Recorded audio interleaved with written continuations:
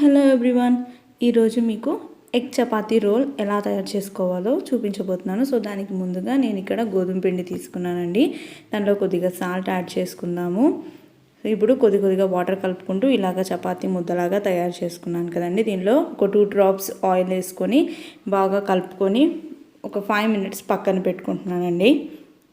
So that ఇది బాగా మనకి మెత్తగా తయారవుతుంది.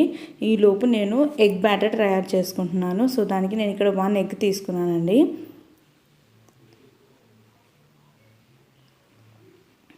సో ఇప్పుడు ఇందులోకి నేను కారం యాడ్ చేసుకుంటున్నాను. అలాగే కొద్దిగా పసుపు, కొద్దిగా ఉప్పు వేసుకుని దాన్ని బాగా మిక్స్ చేసుకున్నాను. ఇప్పుడు కొద్దిగా గ్రేట్ చేసిన క్యారెట్, కొద్దిగా క్యాప్సికమ్, ఆనియన్ యాడ్ చేసుకున్నాను. మీరు కావాలంటే ఈ వెజిటేబుల్స్ని స్కిప్ చేసుకొని నార్మల్గా ఎగ్ బ్యాటర్ కూడా ప్రిపేర్ చేసుకోవచ్చు. సో ఇది బాగా కలిసిపోయింది కదండి. ఇప్పుడు ఇందులోకి నేను ఎగ్ బీట్ చేసుకొని వేసుకుంటున్నాను. సో ఇదంతా కూడా బాగా మిక్స్ చేసుకుంటున్నాను. ఇందులో కొంచెం ధనియాల పొడి, ఒక పించ్ గరం మసాలా వేసుకొని ఇది బాగా మిక్స్ చేసుకున్నాను.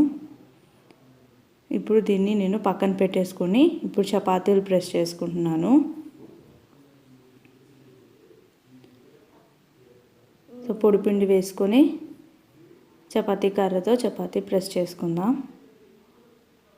సో ఇలాగ చపాతీలు అయ్యాయి కదండి. దీన్ని ఒక ప్లేట్లో పెట్టుకొని మిగతా చపాతీలు కూడా చేసుకున్నాను. ఇప్పుడు ఒకదానికొకటి ప్యాన్ పెట్టుకొని స్టవ్ మీద అది హీట్ అయ్యాక ఒకదానికొకటి చపాతీ కాల్చుకుంటాను. సో ఇలా కాల్చుకున్నాక ఇంకోవైపు ఇలా మనం ఎగ్ బ్యాటర్ని వేసుకొని కొద్దిగా ఆయిల్ వేసుకొని రెండు వైపులా కూడా మనకి బాగా ఫ్రై అవ్వాలి. చూసారు కదా, ఇలాగ రావాలన్నమాట మనకి. సో టూ సైడ్స్ బాగా ఫ్రై అయిపోయింది కాబట్టి ఇలా రోల్ చేసుకొని మనం ఒక ప్లేట్లోకి తీసేసుకుందాం. అంతేనండి, ఎంతో క్రిస్పీ అండ్ టేస్టీగా ఉండే egg chapati rolls recipe ready అయిపోయింది. సో మీరు కూడా మీ ఇంట్లో ట్రై చేసి ఎలా ఉందో కామెంట్ బాక్స్లో తెలపండి.